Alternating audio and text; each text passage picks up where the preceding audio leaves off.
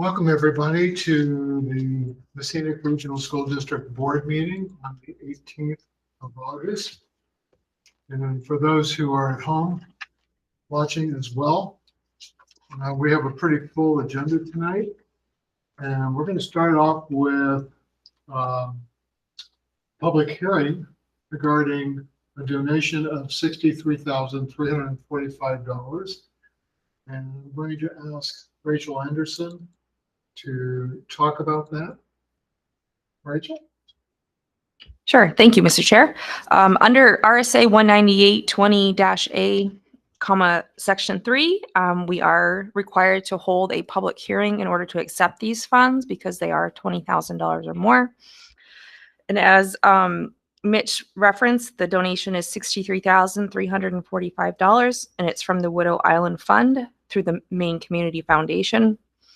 The Widow Island Fund is an anonymous source through the Maine Community Foundation, which has donated $63,345 this year for the sole purpose to use towards extracurricular and enrichment programming in the district. I believe this is year 4 or 5 that the district has received this very generous grant from an anonymous donor.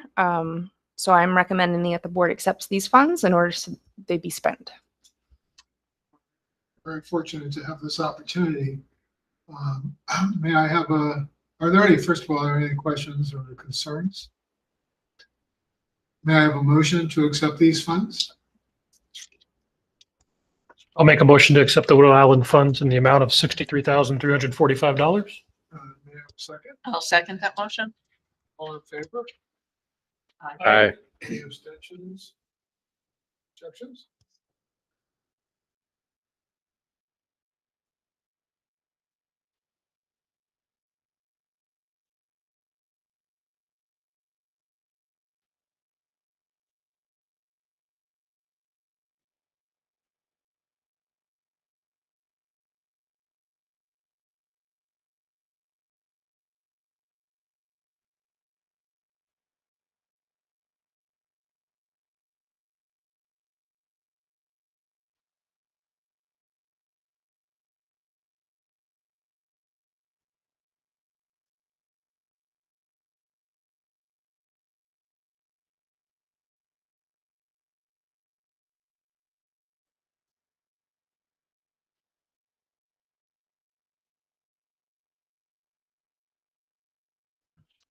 I have 2.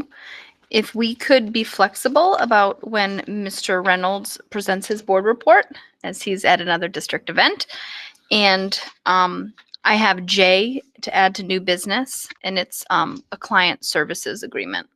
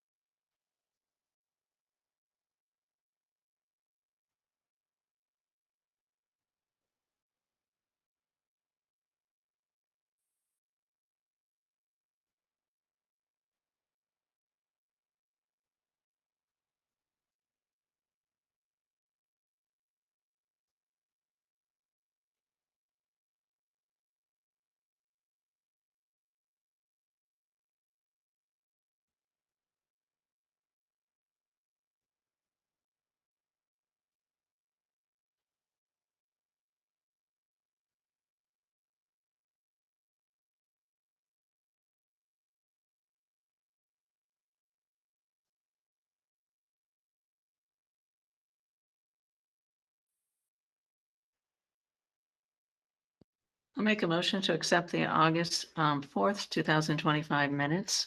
Thank you. May I have a second? I'll second the motion. All in favor, say aye. Aye. Any opposed or abstentions? Abstain. Point of order that Tim abstained because he was I not here wasn't for the here. good reason to abstain. Yeah. Thank you. And I will approve the minutes as well.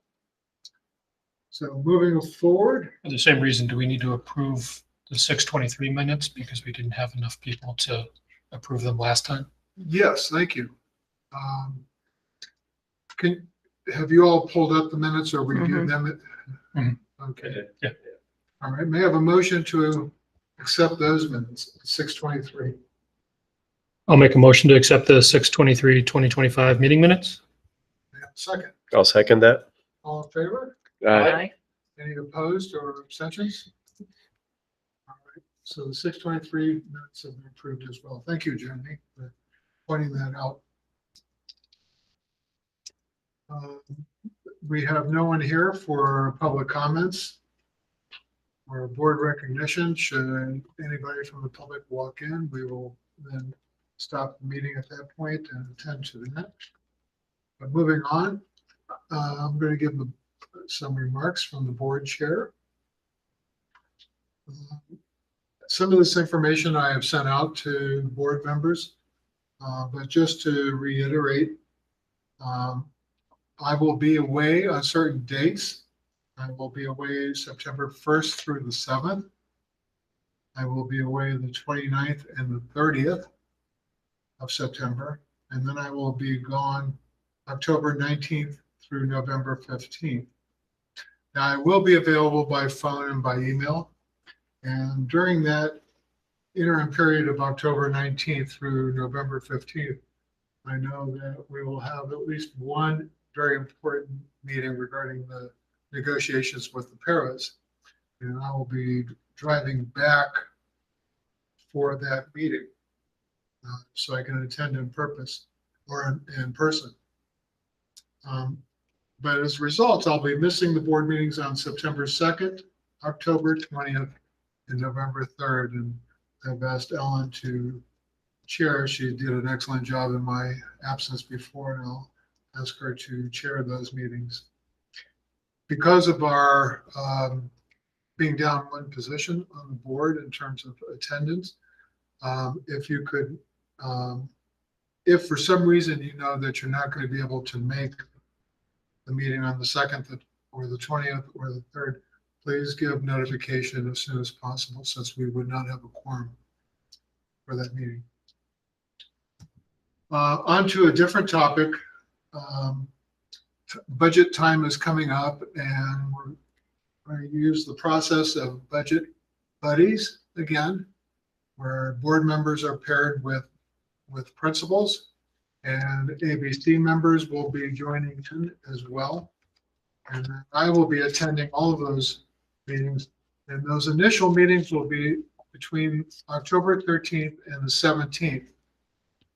And before I ask Jeremy and Tim a question, I will be attending all of those meetings, but the pairings that I have is that Tim, you'll be paired with Rachel regarding salaries and benefits.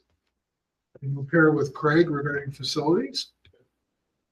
Ellen, you'll be pairing with Greg, the high school, and with special education. Jeremy, you'll pair with Hillbridge and Boynton. And again, I will be attending all of those meetings along with, we'll assign an ABC member to each of those, probably 2 ABC members to each of those. Now, the question I wanted to ask Tim and Jeremy, given that the 2 of you are working full-time, what time of the day, if we have the flexibility to set up your buddy meetings, what time of the day would be best for you? I was thinking maybe late afternoon, but what works best for you? How long is the meetings typically? This being my first go around? Hold on. I think those will, Jeremy, yours will be relatively shorter. Tim, yours will be long. Those are 2, and Ellen, yours will be longer. The special ed budget's pretty big, along with salaries and benefits is our biggest budget. So it's probably one of the more complex ones, along with special ed. So those will be longer. I'd say at least an hour a meeting, at least Per buddy? per content. Yeah. Yeah. So 2 hours, since you'll have 2 budgets. Mhm. And I can try to schedule them back to back. And Mitch, you thought they would be, I know the last meeting you mentioned, potentially or likely the week of October 13th through the 17th. Right. Is that correct? Okay. So generally, early morning is better. If that Okay. matches with Craig for facilities. Okay, And then specific days of the week, like usually Friday's pretty free, Wednesday's free. Okay, great. But Monday, Tuesday are just, is there a day that works best for you, Jeremy?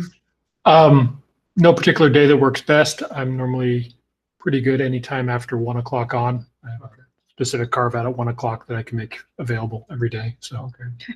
All right. We'll try to get those nailed down, those dates as quickly as possible so that you have significant advance notice.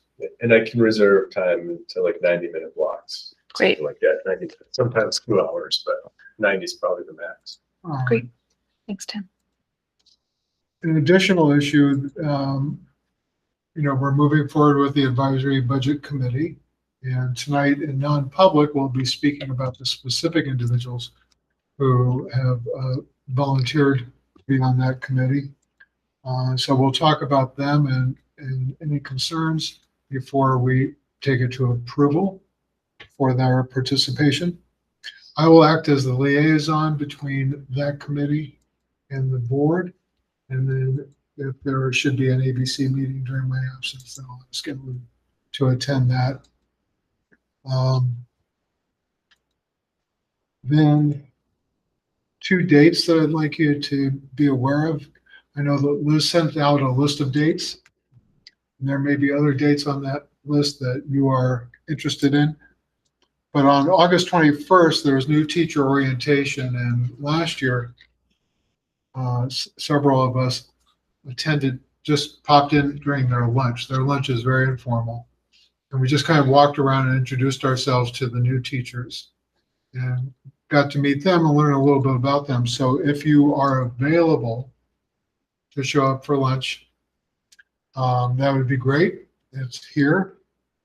And then on August 25th is the opening day for the Messina Regional School District staff, where all staff will be going through a full day's agenda. Part of it will be in the auditorium. I will be speaking at about 9, representing the board.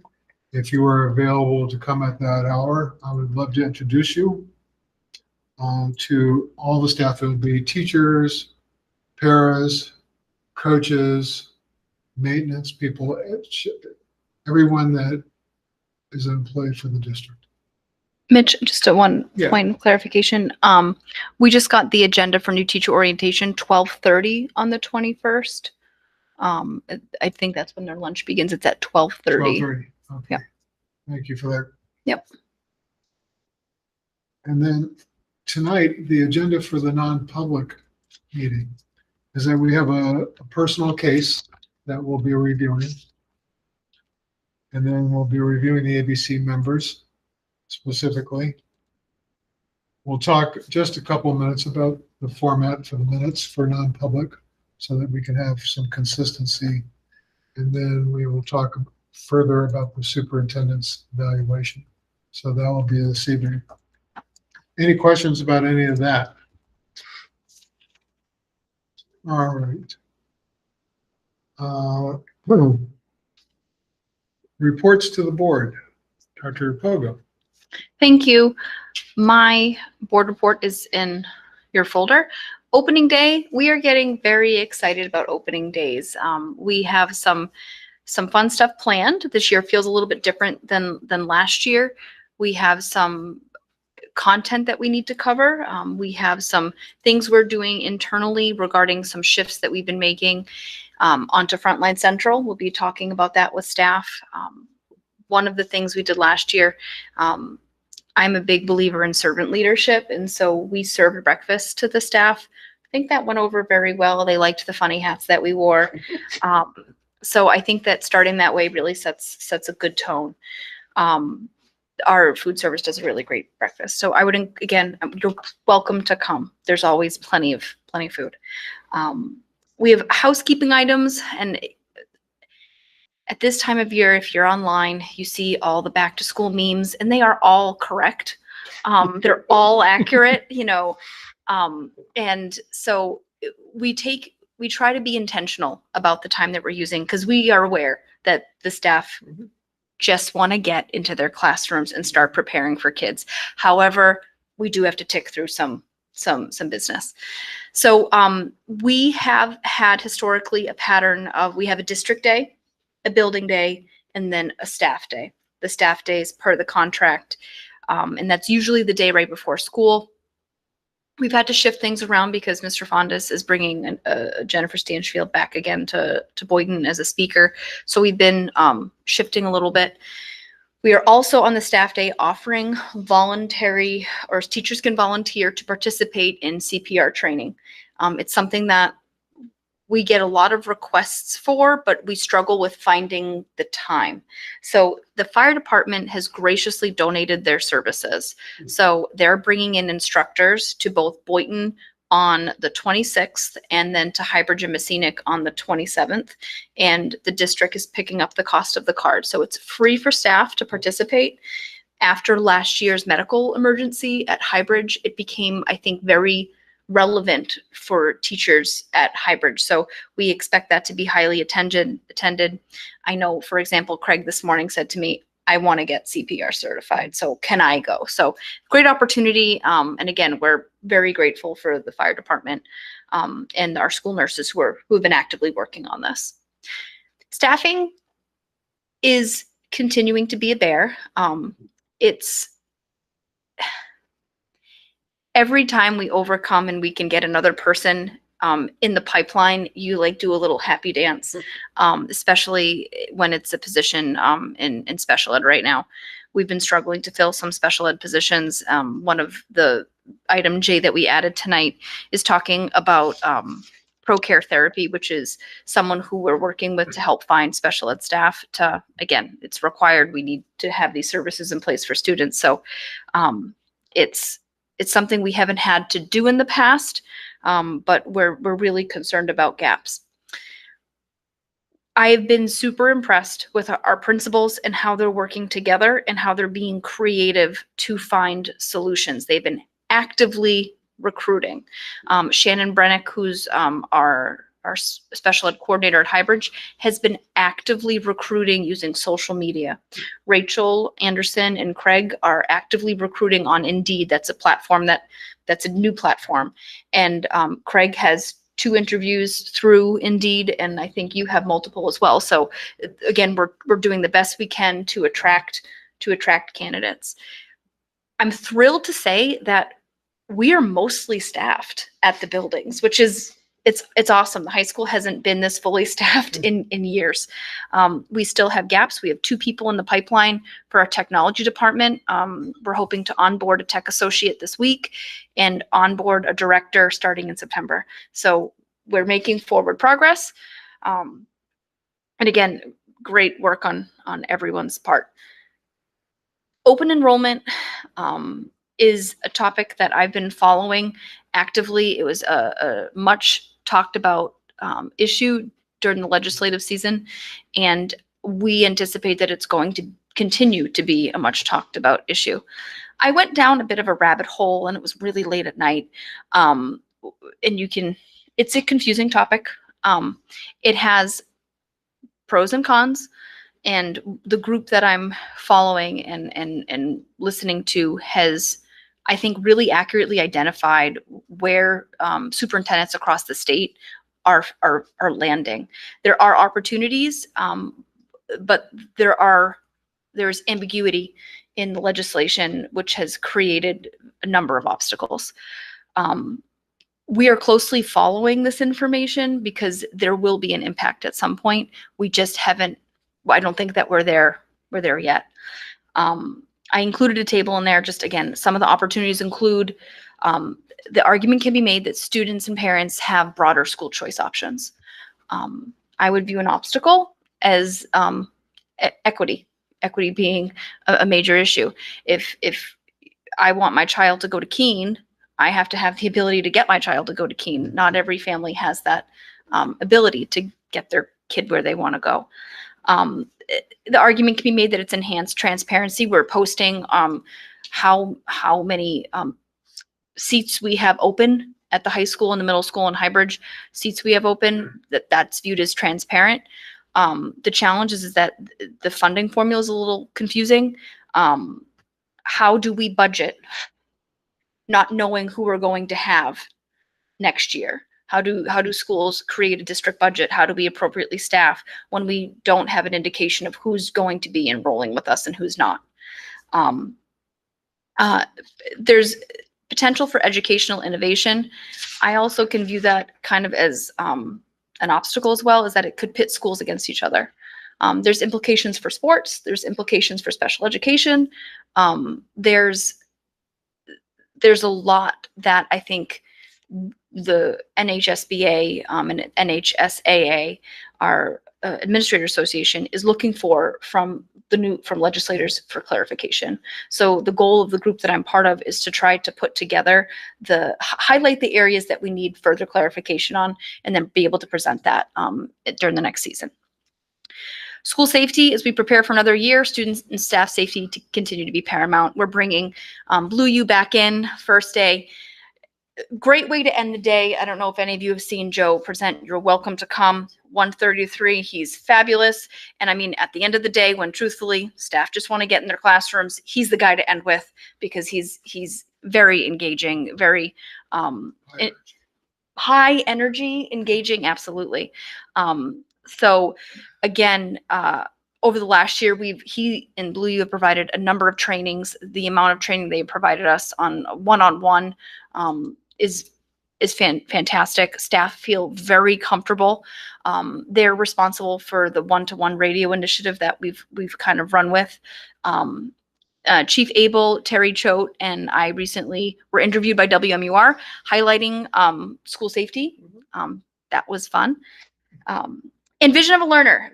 I saw the mock-ups today. Brenda Pasica brought in the mock-ups for what our symbols would look like and what our visual will look like. Very excited to share that with staff, and very excited to continue the work on our content competencies and our district competencies as we progress in September and October.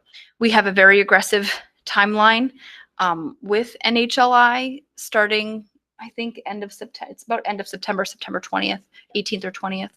And they're going to be coming in, working one on a group, small group sessions with, first grade team, second grade team, to really talk about what does this look like in practice. And so the goal by the end of the year is to have the work that Melissa has already initiated with staff regarding their content is going to be followed through with competencies. So they're already identifying their target areas, what their outcomes are, and then we're just kind of building on that. So at the end of the year, we, in theory, could have our content competencies done, our Vision of a Learner competencies done, assessments that match the competencies, the performance tasks, and even at the hybrid level, a report card that matches the competencies. So those are all part of the things that we're working on. Big, high goals. We'll see exactly how far we get, but we're very excited. Our upcoming goals, again, we're continuing to hire staff in buildings across the district. We're facilitating the successful opening of school for teachers and for students, promoting Vision of a Learner competencies, utilizing Frontline Central for mandatory trainings, routine forms, and promoting updated capital improvement plan to help the community understand the facilities needs in the district and develop, promote, and pass the district's budget. Again, that is, even though it's last, it's still my biggest goal this year. Any questions? I just did one and go all the way back to the beginning. The CPR training, is that available for the coaches of all the sports as well, or is that just staff? As far as I'm concerned, it's open to anybody. Okay. I should probably communicate that better to John Cocazella to make sure he knows. Sure. But yes, it would be open to anybody. If any of you would like to get CPR trained, you're welcome to come. For those of us who are a bit older on this board, we appreciate it. I want to, How long is that, the training for the CPR? Is it Yeah. It's about 90 minutes. Oh, okay. And they said that they'll be able to differentiate for people who are looking for research and people who are new. Okay. Because it is on my list to do it sometime, so maybe. A note on staffing, compliments for using Indeed. Mhm. So for that type of recruiting, LinkedIn is another Mhm. potential place. And then just an update from the high tech industry. There's a lot of people getting laid off. Mhm. So that LinkedIn would be a place to we've reach seen that. Yeah. We've seen that. And intentionally using those platforms will, I think, Mhm. increase the pool that you're looking for. Rachel deserves the credit for Indeed. That's something you And LinkedIn, I put it like on LinkedIn. and Oh, LinkedIn. you do? I have to brag about that. So, Okay. there you go. So- She does it. So you do. How do I follow? Do I just look for Messina and follow it, or? I think so, or you connect with me personally, I'm not sure how the, because I don't think I've connected to the district as like to run the district's LinkedIn page, Yeah. so to speak. But Okay. I am as an employee of the district. Yeah, I'll find you then. Yeah, I'd like to publicize that. Okay, sure. Thank you, Dr. Pogo. Rachel, would you like to give your report? Sure. It's been a busy summer. I always give a chuckle when people think that school districts are slow in the summer, but July and August is, I would say, one of my busier 2 months out of the year. So we've been wrapping up fiscal year 25 and rolling out fiscal year 26. Just trying to get ready and stay on target and on the ball. I've also been working on reviewing wages of our hourly employees. Just as, I think we're finding we're a little bit behind, not a little bit, in some cases a lot behind market wages. So we're trying to research that and see where we could do better. Our fiscal year 25 audit starts next Monday. There'll be the audit firm Vachon and Cloquet will be here the entire week doing their work. So I look forward to that. Our food service balances, we're seeing a little bit of an improvement. As my time allows, I have been contacting every single family that has a balance greater than $20. That's either via email or I actually mailed letters to those with the larger balances after I didn't get a response. So we're chipping away at that. As far as expenditures and revenues go, it's very early in the fiscal year, so no surprises there. We're on budget, on target, and there's no new accounts over budget, or actually there's no accounts over budget. So I'm happy to entertain any questions. And you did this all while you were overseas. I did. Sitting by the pool. I'm impressed. Does anybody have any questions for Rachel? Thank you very much, Rachel. Should we move on and then, he's probably scoring a lot of goals. We could just wait here and make him feel very uncomfortable. We sit here in silence. But I would, in argument of everyone's time, we can move on and come back.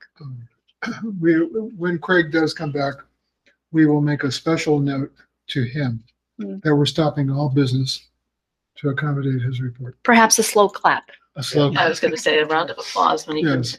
comes. All right. Under new business, we have no unfinished business. So under new business, Dr. Pogo, do you want to give an update on the CAST report recommendations? Yes, so the CAST report was put out last year.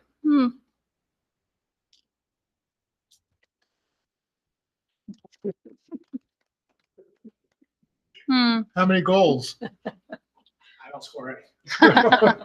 Hopefully the team will. All right. Good timing. Am I up? The You're floor up. is yours.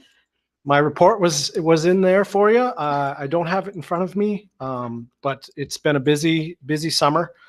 Done a whole lot of floor stripping, cleaning, all that stuff, paving projects at Highbridge and Messinix entrance. The hot water system at Highbridge is almost completed. And we got a couple other things lined up for the next couple of weeks. AC and heat in the office of Boynton, filtration for the boiler loop at the high school. All those things are still to come. Yeah, we're straight out busy and happy to entertain any questions.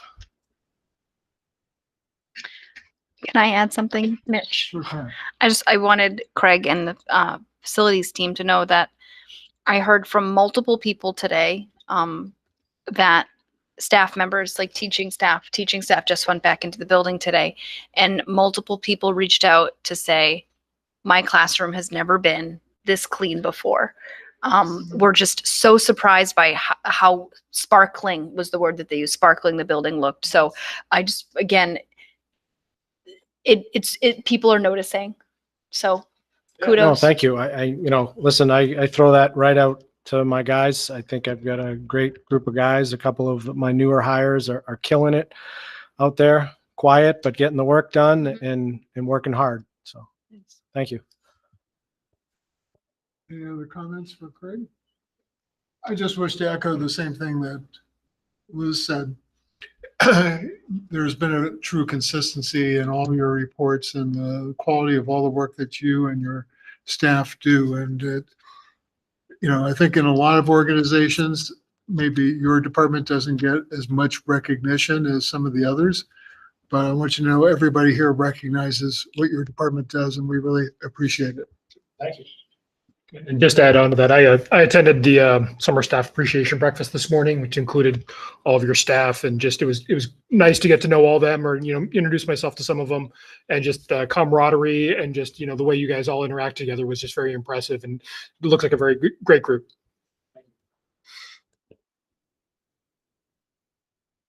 And I know that you're waiting with bated breath to hear the rest of the agenda for tonight. Yes. Good. All right. Dr. Pogo was just about to get into the cast report. Mhm. Yeah. The one you read yesterday? Yes. Yeah, that one. So again, just to follow up in the cast report, one of the things that Mitch and I had discussed was it's been 9 months since we really had a kind of a follow-up to where we were with that. So what I did was I provided a narrative on each of the areas that had a recommendation. I'm not going to read through all of those. I kind of just wanted to provide you with the information. This is the progress that we're making. Many of the things that the cast report highlighted were things that are never actually done. It's not like we're going to be able to check off a box and go, we completed that, because it's ongoing work that every year we have unique issues that pop up. But I did want to highlight a few of the areas that I would like for us to specifically focus on. So college and career readiness is an area that we need to work on. In helping students to better identify their pathways starting as early as elementary school, we believe that we can increase student engagement, and then that can impact our early exit and dropout rates. We really want to engage students with learning, and in that comes alternative learning opportunities. We were just talking about this in the policy committee meeting earlier this week, where we want to encourage students to you don't just have to do learning in a classroom. There are other options. Does it require work? Yes. Are there steps you have to follow? Yes. But can we make it happen? We can. And better promoting that. We have seen over the past few years an increase in the number of students that are participating in the CTE program. 2 years ago, there were 8 kids.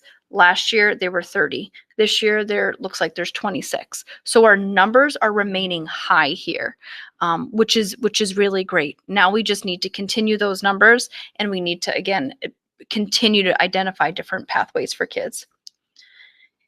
Student achievement, this is our achievement data is an area where we can improve. We know that there's room for growth here.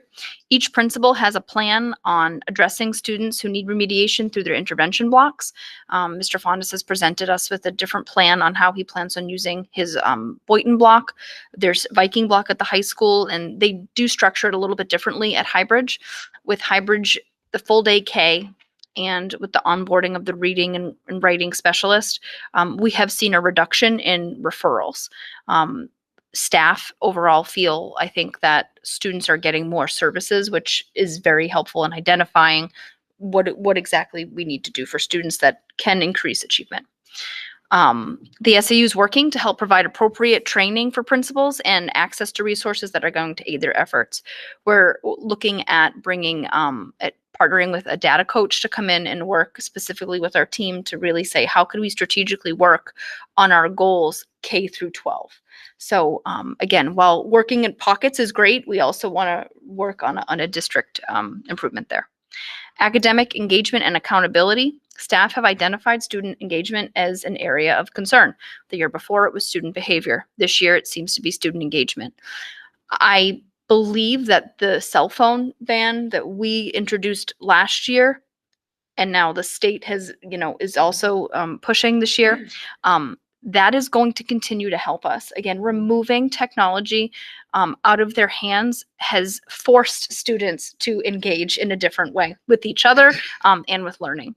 So we're going to continue talking about what engagement looks like and how to increase engagement in your classroom. And that does mean some instructional shifts that will piggyback on competencies. Community engagement. Again, we are continuing to work on how we can engage with our community in the schools. Administration across buildings and the SAU are working on identifying ways to increase communication and engagement with our community, specifically those who are not directly or indirectly involved in the schools. How do we get our message out to people who are not on our email list? How do we get our message out on the budget and what you're supporting when you go and vote? So we are working on that.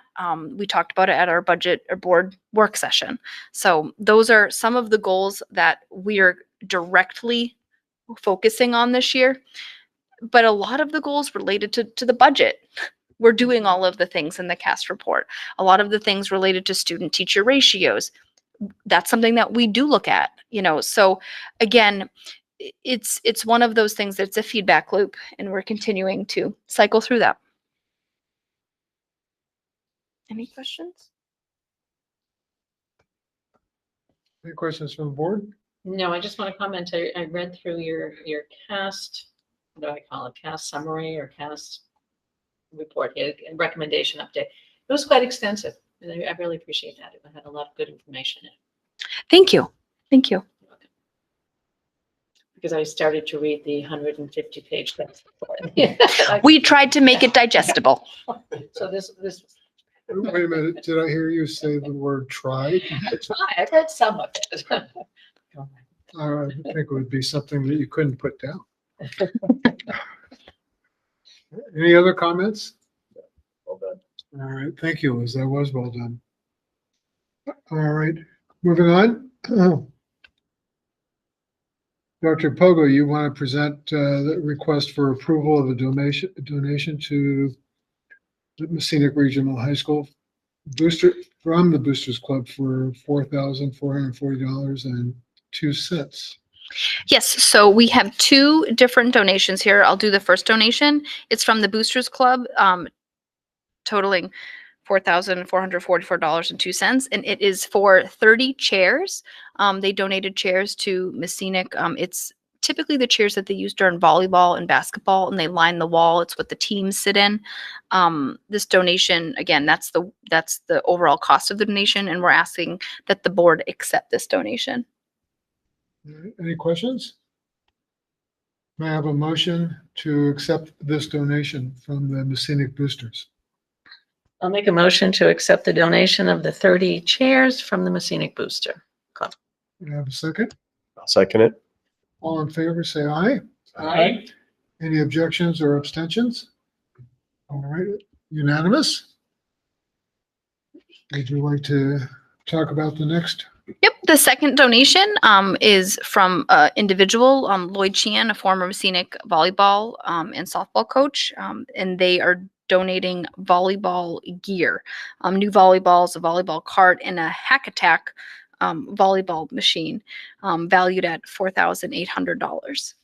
We have a very generous community, and again, asking for the board to accept this donation. Any questions? May I have a motion to approve the donation? I'll make a motion to approve the donation for $4,800 for volleyball equipment. May I have a second? I'll second. All in favor, say aye.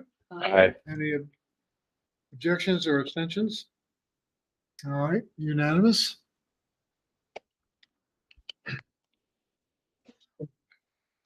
Dr. Bogo, do you want to talk about the MOU between the New Ipswich Police Department and the Scenic School District?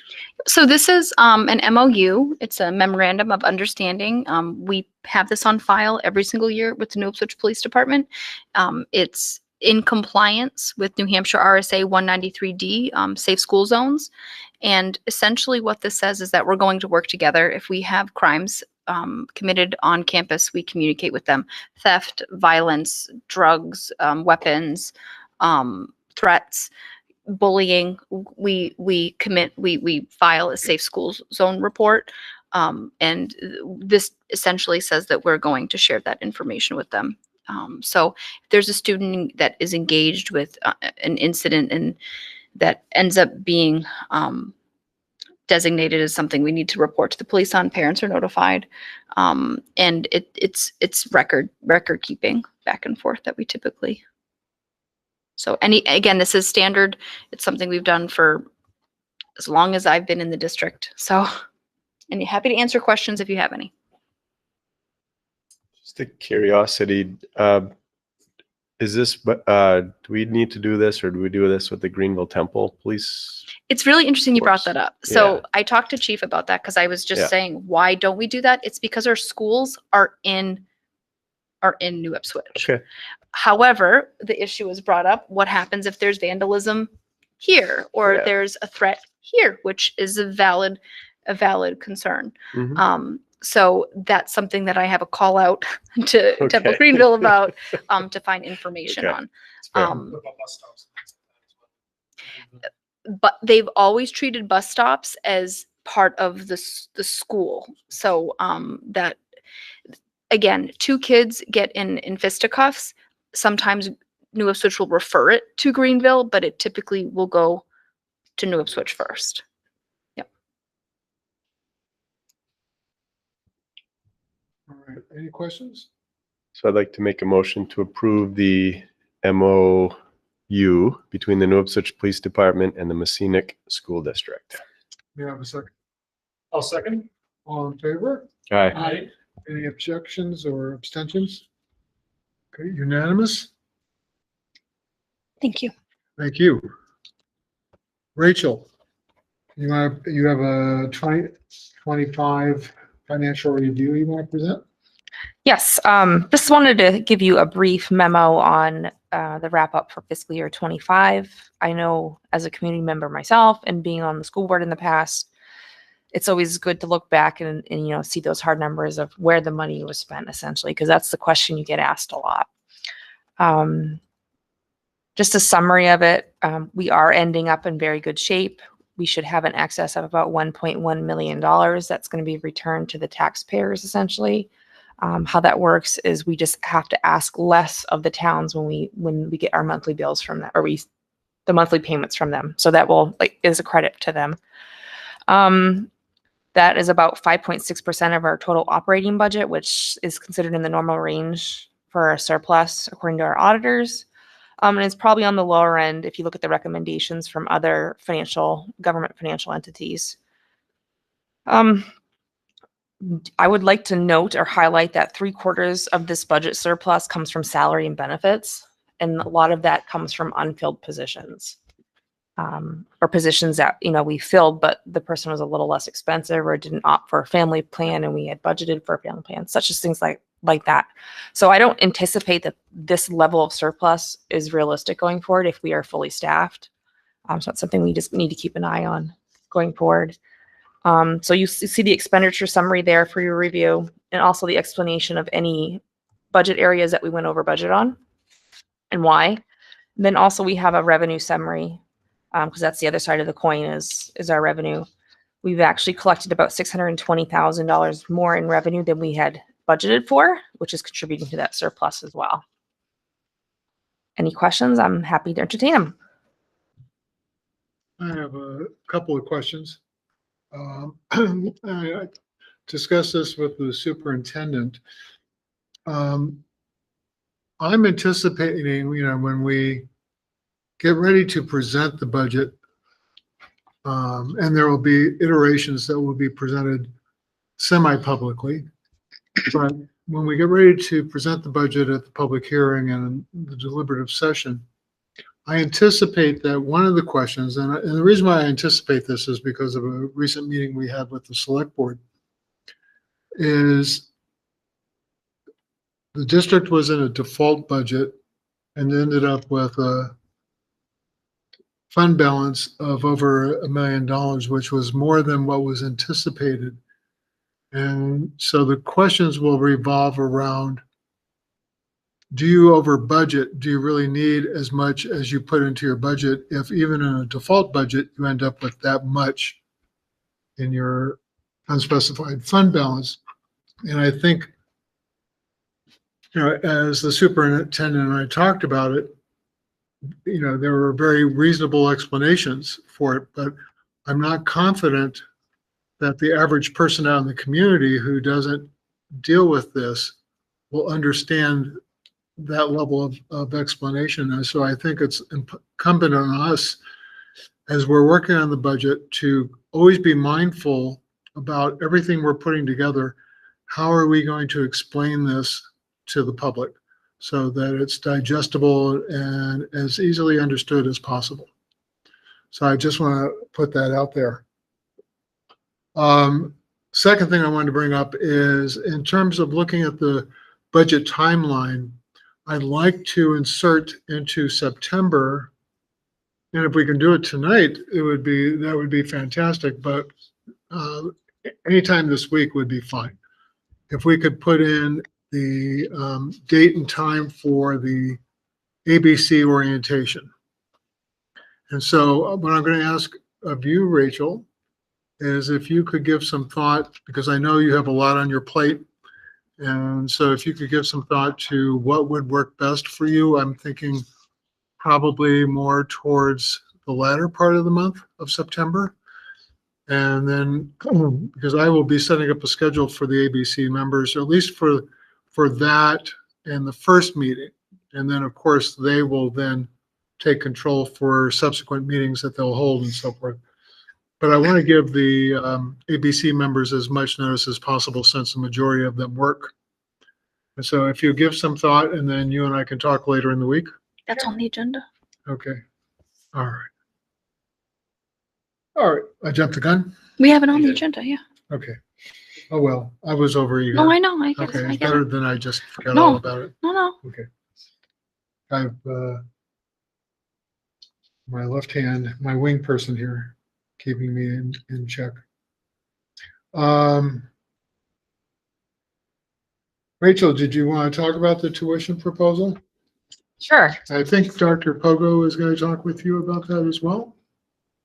Yeah, so we have a tuition proposal, and a local entity has reached out, and it's something that we're just starting to investigate. This is, again, I think Rachel and I can't highlight this enough. This is very preliminary, but again, it's a query as to what it would look like for another district to send their students to Messinic. So we're looking at about 150 to 175 students, and we would have to, with that, we would have to bolster our staff. We would need to take multiple things into consideration. But what we did is, or actually what Rachel did, was Rachel put together kind of an analysis of what our cost per pupil has been, with a recommendation on what we would charge. And then what we're going to do in the next month is we'll go back and meet with them and kind of just talk about this. Again, it was very preliminary. So there's no promises here. It's just, again, data gathering is how I would highlight that. Rachel, do you want to talk about the numbers? Sure. So my recommendation would be to, at least for our initial conversation, is to set a rate at about $14,500 per student. And that's a base rate that does not include any special education costs or anything additional. That's just if they're sending a high school student to us. The sending district would still be responsible for transportation as well. So that wouldn't involve us at all. And the reason I come to that number is I calculated the estimated additional costs. So Dr. Porgazelski, in conjunction with, I think Mr. Pickering, took a look at that. What would that look like if we added 150 to 175 students, and what would we need? So we kind of calculated the cost would be about $1.3 million roughly to increase staffing and any curriculum or supplies, consumables that we would need. And then I figured out 150 students at 14,500 each is about $2.1 million in revenue. 175 students is about $2.5 million in revenue. And that leaves us a nice cushion, or even quote unquote profit, in that scenario if we were to accept students. And that's where that $14,000 number came in to play, make it enticing enough for that district to want to consider sending their students here as well. I mean, it would benefit our students as well. We'd be able to increase our offerings at the high school with more staffing as well. So again, very preliminary. This is a topic actually Dr. Porgazelski and I have been talking about before this even dropped in our lap. So it's, we're looking at creative ways to increase, district revenues and also help out our taxpayers and our students. And this could be a possibility, but again, preliminary. You mentioned that the 14.5 is the base rate, excludes transportation and special ed costs. Are there any other ancillary services that would be added on that you can think of to this, or are those the two? Those are the two major ones. We did kind of toss around the idea if they were sending their students to any career and technical education, like, to CONUT or Conval, or even our own in-house, they would be they would have to pay those tuition costs. But again, that wasn't anything we really set in stone yet. I think that was just an idea, because we did consider, what extras are going to. Yeah, our sports programs are What's going to gonna be remain the impacted. same. Yeah, we budget for our sports programs. Maybe we can hold a JV team, in basketball. Maybe we can field a larger, cross country team. But that really wouldn't. We already budget for that, and the money is already there for our coaches for the supplies for those sports. So that really wouldn't impact it. We know that, again, we have about $100,000 for curriculum, additional licenses, and/or supplies that we would need. Again, this is just for the high school, so it's a little bit more limited than the whole district. So And the facilities can handle an additional Yep. 1,575, nothing. I mean- to be spent with regards to updating classroom space, everything like that. we're probably going to have to dig out some old desks from one of the sheds. But again, under curriculum and supplies, some of that stuff's covered under. And when do you expect, and sounds like a great beginning. When do you expect the next conversation? We had identified September. We had both of us identified that we need to open schools, get everyone back. Okay. But September probably have the conversation, and we are working. I would like for us to be having those conversations with another district as well. Yeah, it's exciting, and I'd love to hear more updates as things progress. So absolutely. thank This you. would be for the next school year. We're probably looking at 2 years down the road at the least. Yeah, at the least, because it would have to go before their voters. So we're talking a transition plan, I guess. Including a communication plan. It would actually be a It'd be full on big like story, like newspaper social, kind of like we stuff. would have to Okay. talk about how to intermingle between our two communities and how to Okay. get students. Again, for those of you who are familiar with Conval, you have students who are Great Brook students and students who are Self-managed. so I was going to say Peterborough Elementary, no, in Okay, South yeah. Meadow, I and get you have to actively try to get kids involved with each other. So I think we had talked about some mixers, some social mixers, and some activities that we could have prior to that could lead up to opening school. Is the 14.5 still open for negotiation when you speak with these other? This is preliminary, so Preliminary. I would argue that yes, this is just the So at base this point, numbers. you're looking for the board to approve this particular plan? Yep. May I have a motion? Are there any other questions before we? I guess so in the opening, I paid attention to other school districts. So I imagine this is all in geographic proximity to, and they're going out to other districts having the same conversation. Mhm. Okay. One of the things that Rachel looked at, if you look at the cost per pupil, Rachel was trying to look at just so you know, where our number comes from, right? In bigger pictures, where we are in potential sending district. So we're trying, again, I think the concept is we're trying to make this appealing because you're talking about a lot of shifts for a district if that's what you're looking at, you know, with people being concerned about school identity, you know, our community identity, you know, and so in order to overcome some of those feelings, you have to make it fiscally something that you can't ignore. So I think that the number that we're really, the 14.5 could be that number. And for Messinic, what's in percentages? And I somehow can't get the total number of students at Messinic High School now. What percentage would this be? Is it like 30%? We have 200, I think Increase. it's 76 at the high school, about 270 at the high school, 260, So 270. it's at the high almost school. like not quite a half, but kind of, Yep. it's a significant Significant. blending of people and kids. Yeah, it's exciting. May I have a motion to approve this plan? I'll make the motion to approve this plan. I don't know what are we calling it? The tuition proposal, I guess. May I have a second? I'll second the motion. All in favor? Aye. Any opposed or abstentions? All right, it's unanimous. Thank you. Ms. Gray, do you want to speak to the Widow Island proposal? I sure can.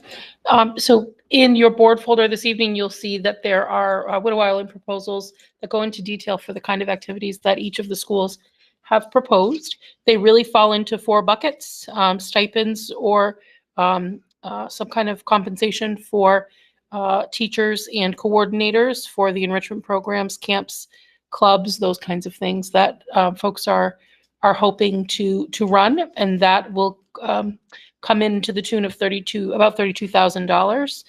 Supplies for all of these events, including wall mats for the BMS gymnasium, enrichment supplies, floor cushions for the Highbridge Hill Library, athletic uniforms and equipment for the music program, and instruments, club uniforms for some enrichment programs.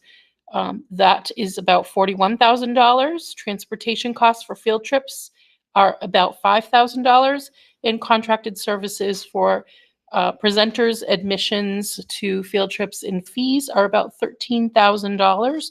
The total ask is just over $91,000. We have available $92,000 given our new public hearing. You all just accepted $63,345, and we had a bit left over from years past that we were able to reserve. So we're looking for approval for the proposals that you see before you to the tune of $91,070.75. I have a question, Melissa. How does some of these impact what we traditionally or typically maybe put in the budget, such as some of the extracurricular things or the athletic uniforms and equipment, things like that?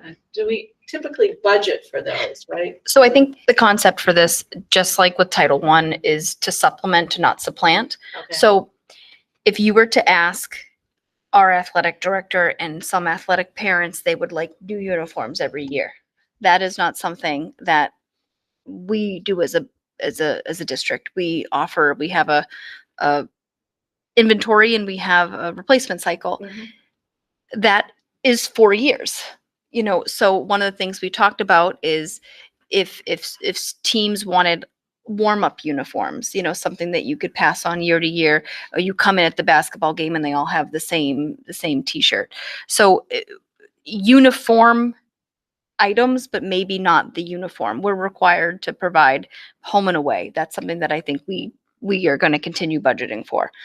I don't think the intent of the Widow Island was to take that burden off of the district. It's to enhance what it is that they're currently doing.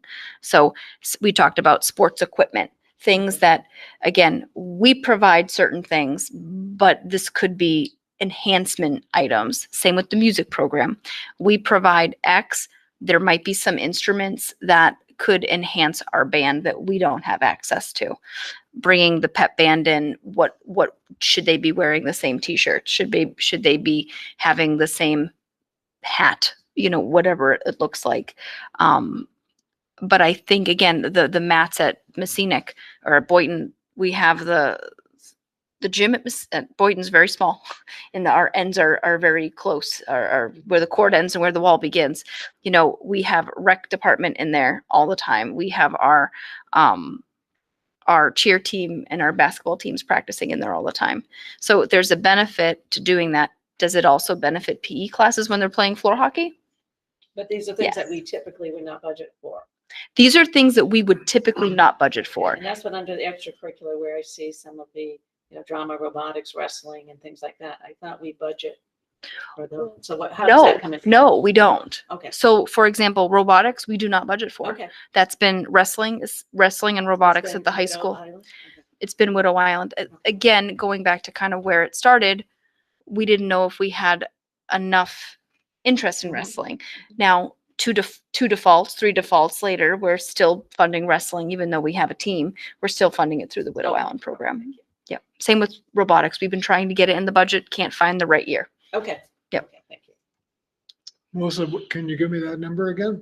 Sorry. 90, $91,070.75. all right.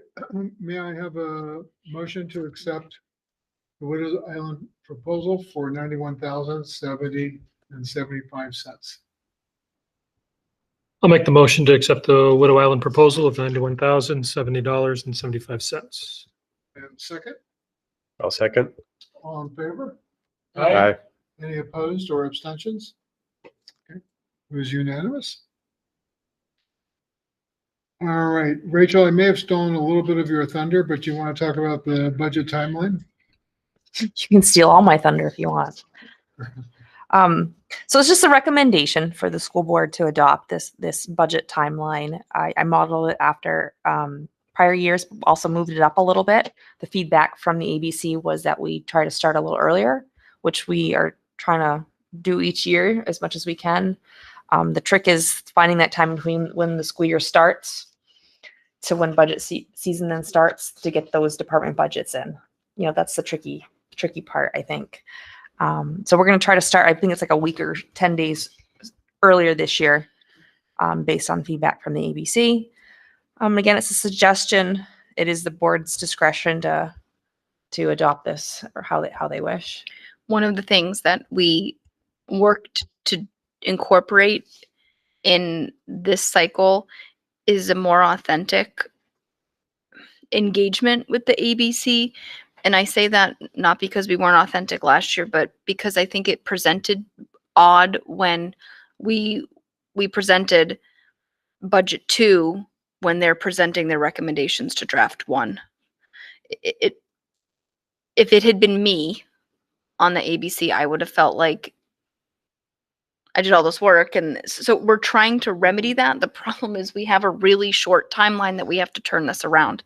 So we did add in a board meeting Monday, October 27th at 6 o'clock.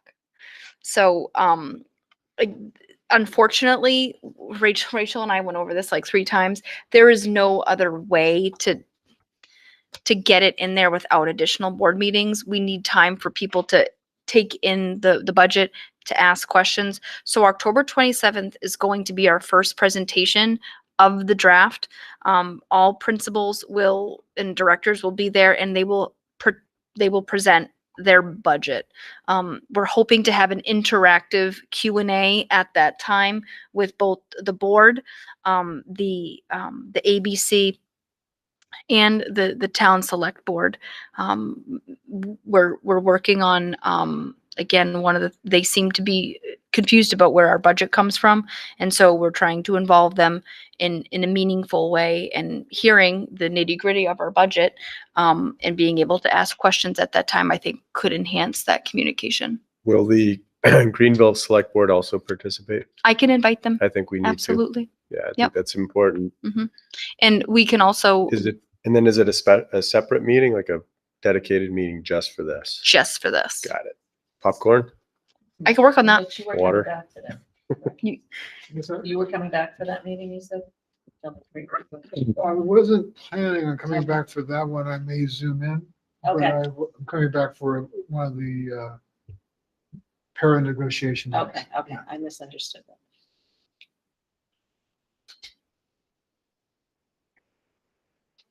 Rachel and I were hoping to try to avoid adding in another meeting in December. So again, Yeah, trying I to think- front load this as Yeah. much as possible. I commend you for it. I appreciate the respect for us. Like, we don't want to do it, but we have to do it. I think it's really valuable. Mhm. And I think it's going to kind of spread out the conversation a little bit and hopefully make it thinner and less passionate when we get to the hearings. So I think we have to get a lot of this in advance. So I appreciate it. And I think in all fairness too, to Rachel and Dr. Pogo and staff who set up the calendar last year, I do know that the ABC got, in spite of our best laid plans, got off to a late start. And so my hope is that that we can set up a weekly meeting for them starting at the beginning of October, and that those meetings would only not continue on any given week if there was truly no business. But they did get off to a bit of a late start last year in spite of our efforts. Go ahead. No, you want them to have hold a meeting weekly. I would like them to be aware that that could be a possibility. Sure. I think there was a 3 or 4 week gap before they even met the first time. Yep. It got delayed. So I think that kind of set things back in terms of not being quite in sync with the timeline for the rest of the budget process. All right. Well, And Mr. Chair, you had wanted to look at a date. yes. Do we want to do that tonight, or is that something that we will need to look at calendars for? I would need to look at calendars. Yes, to do I that. asked Rachel if she Okay. would look at that this week. Okay. And then I will send out a notice to the ABC members. All right, Do we need a motion to accept this? yes. Okay, I'd like to make a motion to accept the recommended budget timeline as presented. Can I have a second? I'll second that motion. All in favor? Aye. Any opposed? Any abstentions? All right, unanimous. Okay. Moving on to board committee reports. All of you serve on a committee or two possibly.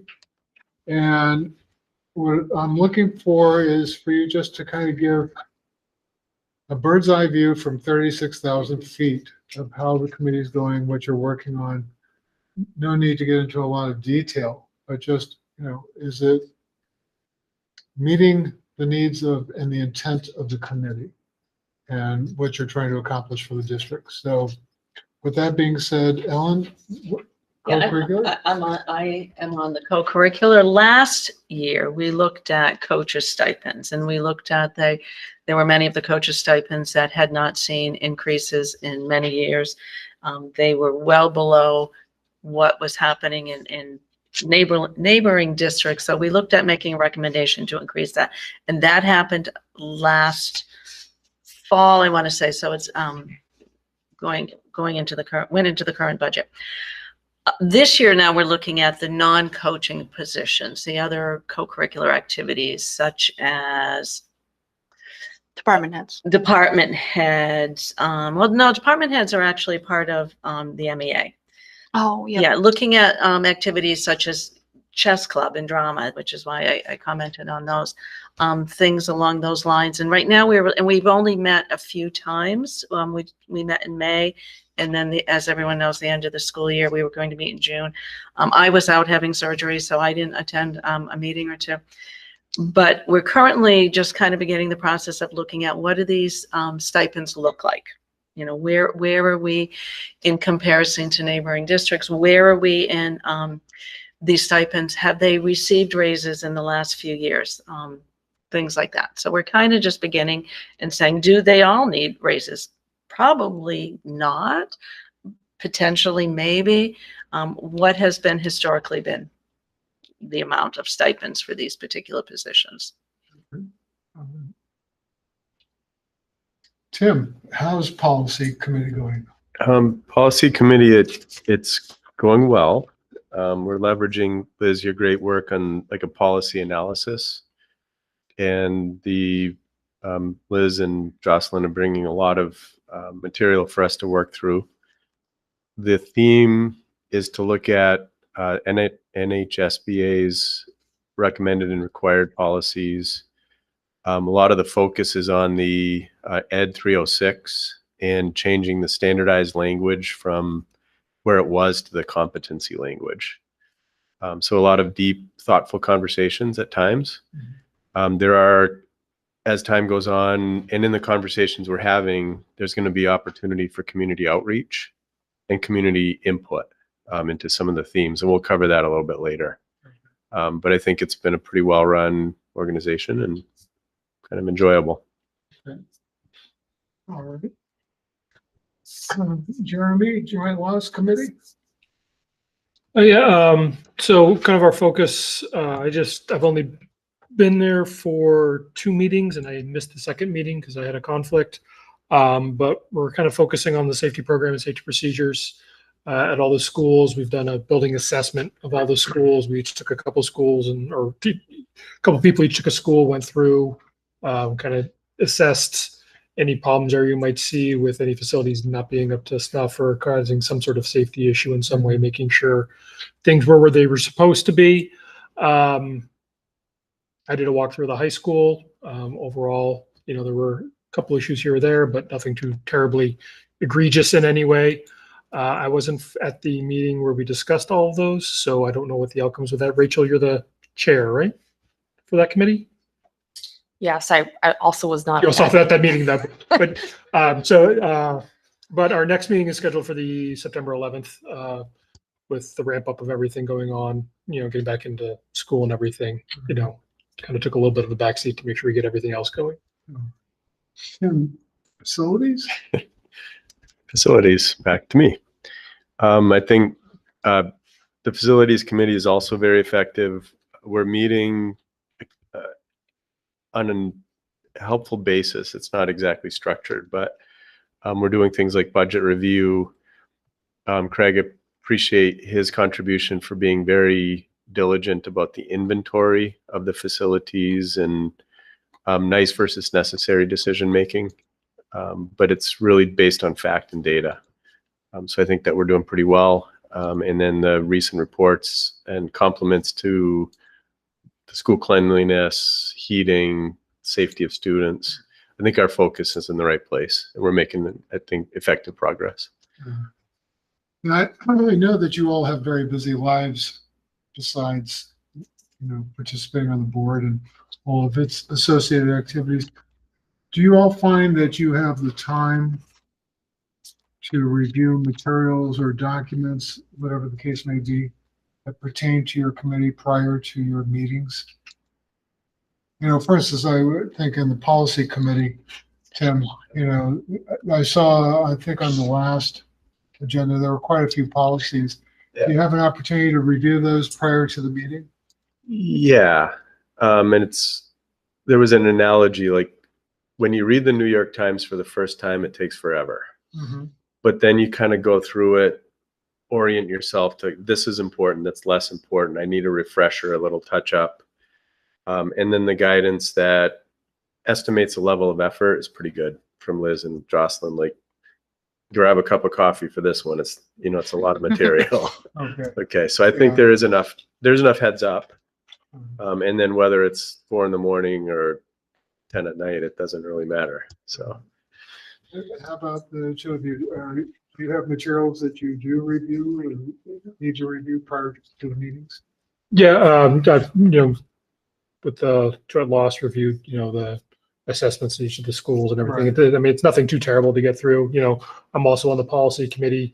We're discussing ways to kind of make that easily more digestible for everybody, different formats as opposed to just, cutting down 3 trees for each meeting in order to make enough paper to Doing our best. get where we need to get to, just, trying to make it so it's just a little bit, more digestible, which, we get through it. Yeah. And like you said, once you're through it the first time, the second time's. Yeah, it's probably in my experience, it's one of the drier committee activities.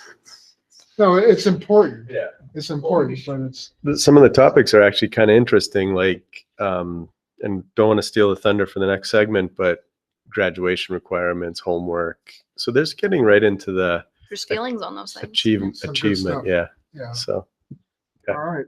Thank you for your feedback on how the committees are going. I appreciate that. We have one other item under new business, and this is Dr. Pogo's. It's the review of the contract for special ed. So one of the things, this is a contract for ProCare Therapy. It's who we have been using to contract. I did drop it into your folders. It's an extensive contract. When we contract with ProCare, it's their employee.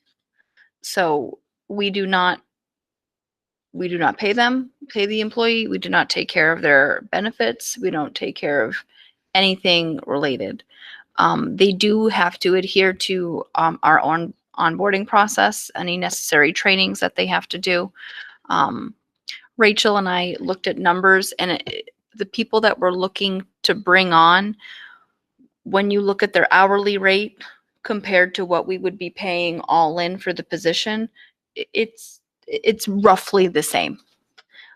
So when you take out the fact that we don't have to pay for retirement, or we don't have to do X, Y, or Z, it is covered in that hourly rate. So the positions that right now we are working with ProCare Therapy on, the same contract would apply. We are looking for right now a preschool teacher, special ed, certified, an RBT, a registered behavior technician, and a BCBA, a behavior. Oh my gosh, I'm drawing a blank. Board certified. Board behavior certified. analyst. Board certified. Melissa got it. Thank you, Melissa. What she said. And so again, right now we have a candidate for the preschool position. And before I signed this, I did want to bring this before the board because it is a contract with another company. We reviewed this. We understand that we cannot continue employment with this person outside of this company without paying a headhunter fee. So Melissa's been doing some negotiating jujitsu over here. And so she had some ideas if we had a rock star candidate and we wanted to keep them, ways that we could work with ProCare potentially to secure them for another year. So again, instead of bringing forward each candidate, because that could happen tomorrow or Wednesday or Friday. Again, this is an example of the contract, and happy to answer questions if you have them, but looking for approval to engage with ProCare on this. All right. Any questions? I do, just to make sure that I understand. We're looking at this contract and say hiring the preschool teacher. We're locked into this contract for a year. I mean, if somebody were to say, oh, I want to be a preschool teacher, and we find somebody outside of this, Yes. we are locked into this. Melissa's saying yes or no? We don't have. All right. I asked that specific question of the vendor. Okay. When we do contract, if we have for some reason, a reason or cause, We have costs. right, there's a way to Okay. remove. That cause can be a number of things. We have to give a 30-day termination notice to the Okay. company ahead of time if there was a reason why we were not going to continue with someone. It is, Ellen, Be is unusual. right. It's not Yes. beneficial for When we kids. It's start not with beneficial for kids, children, we like to keep the same person around. So Right. So our thought had been for the teaching position, we're signing a 1-year contract. And again, there is a clause in here. So we're for done cause. looking for outside. We've hired. this- Yes, right, yeah. the time is up. It's up. The time Yep, is up. Nobody's come forward yet. Yep. And when we've had a couple of bites, this was a late resignation. It was a later resignation. I Chris Saunders feels confident, because we talked about it, that he would be able to get a preschool teacher next year. He feels confident. He's panicked now because we've shifted our preschool program. We have double the number of kids, and we currently don't have a teacher. So we're desperate.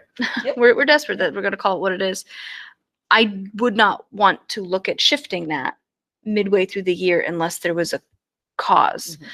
The BCBA and the RBT, we were looking at just contracting through January, specifically to see if we can advertise. A BCBA is a different situation there's than a more teacher. There's flexibility more with students. flexibility. How students graduate, matriculate, it could look a little different.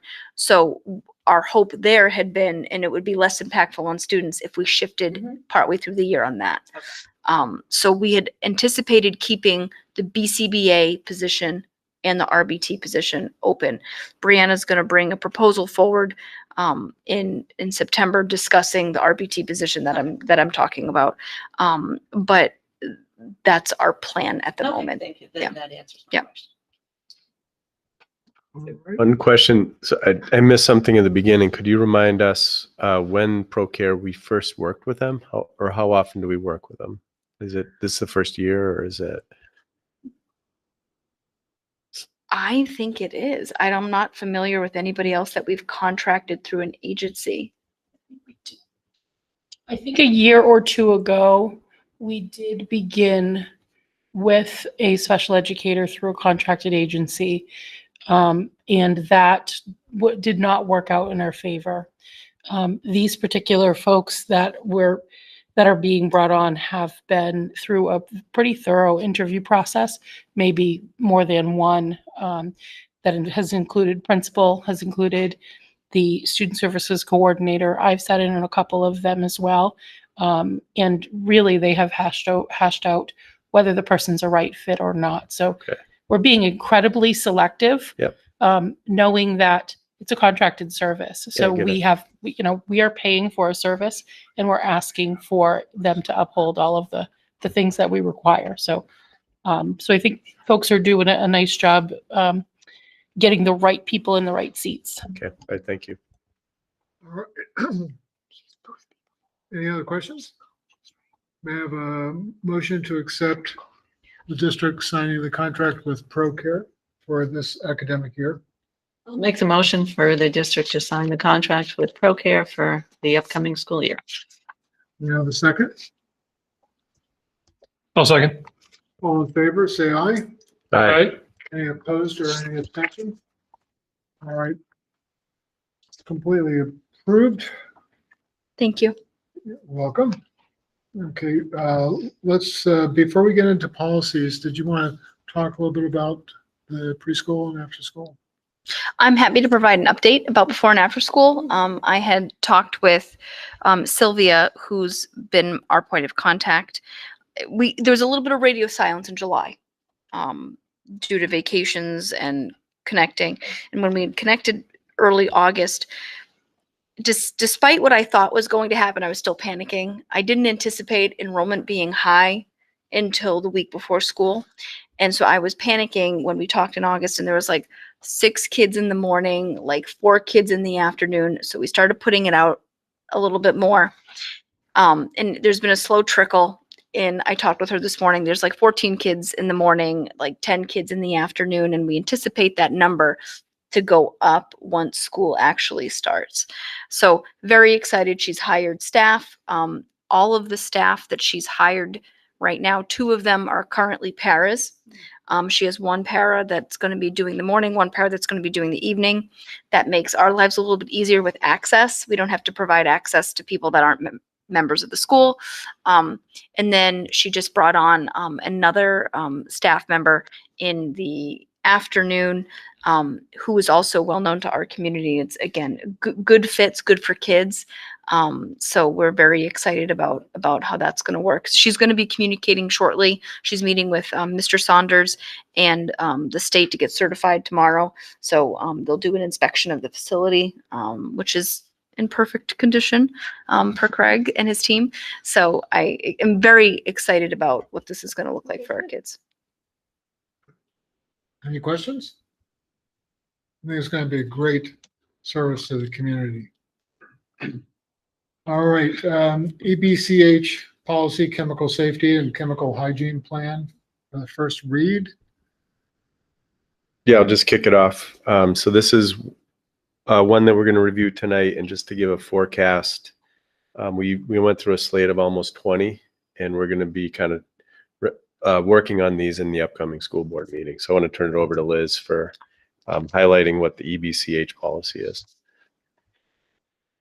So this policy we're going to need for our inspection. So Highbridge is due for its certification. Is that how you'd phrase it? Its renewal. And this is one of the updated things that we're going to need. The chemical safety and hygiene plan, it outlines the different things that we need to have.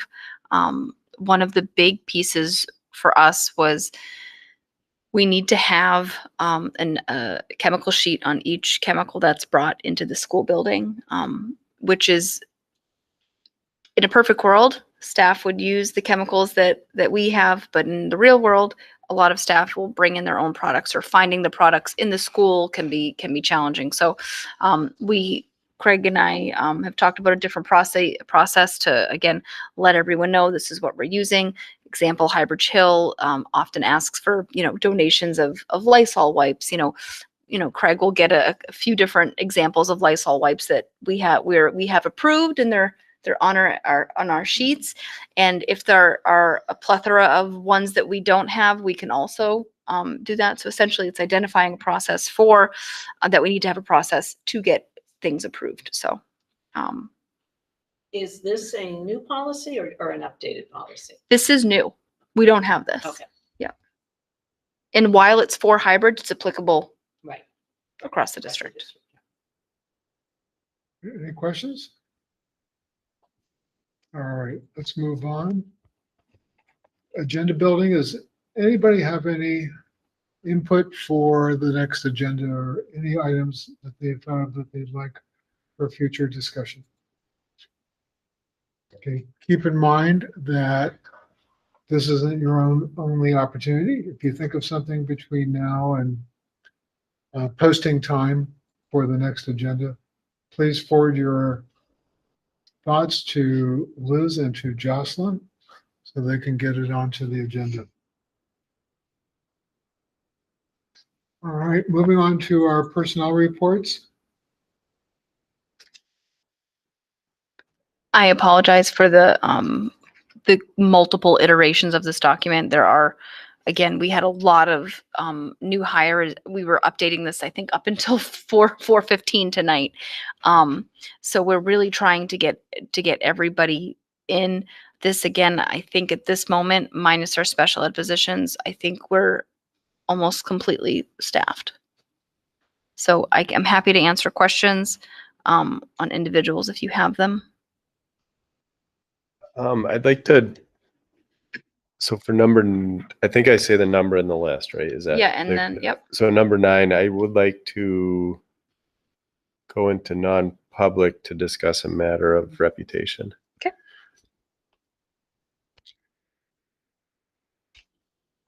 Any other questions? All right. The Advisory Budget Committee? Oh, I also do have an update. I'm sorry, for the number 17. See, it's updated on the one I'm looking at. Do you have a salary on yours? Yeah. Get a salary. Okay. Sorry. Sorry. Sorry. No, you're good. My mistake. And that's prorated, just as an FYI. Okay.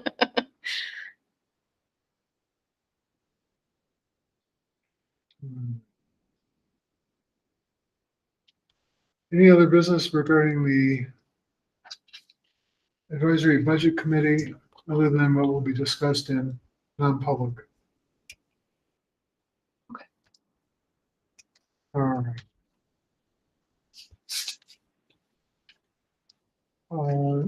No final comments. Any comments from the board or those who are in attendance? We have no one here from the public. So at this point, I'd like to make a motion that we move into non-public. May I have a vote? May I have a second to move into non-public? I'll second it. Yes. Yes. Yes. So at 7:30, we will pause the board meeting. We will take a 5-minute break and then we will go into non-public.